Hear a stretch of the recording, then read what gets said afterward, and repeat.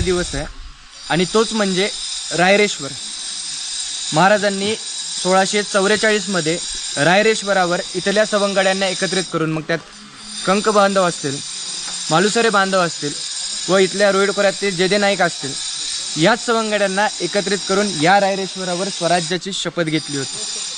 स्वराज्याची शपथ म्हणजे नेमकं काय होतं की एखादा 14 वर्षाचा जहागीरदाराचा पोरगा इथल्या सवंगड्यांना एकत्रित करून काय करायला लावतोय, तर स्वतःचं स्वतंत्र राज्य उभारायला लावतोय। ते म्हणजे काय, तर इथनं पुण्यापासून वर अफगाणिस्तानपर्यंत असणारी मोगलशाही, खाली असणारी बिजापूरपर्यंतची आदिलशाही, खाली कुतुबशाही असणारे या पाचशाह्यांमध्ये आपलं स्वतंत्र राज्य उभं करायचं। 14 वर्षाचं पोरगं ह्याच मंदिरामध्ये त्या सवंगड्यांना आत्मविश्वास देतोय की हे जे करणार आहेत ते आपण मिळून करणार आहेत आणि आपल्याला स्वराज्य उभारायचं आहे। आणि इथनं स्वराज्याच्या कारकिर्दीचा प्रारंभ होतो।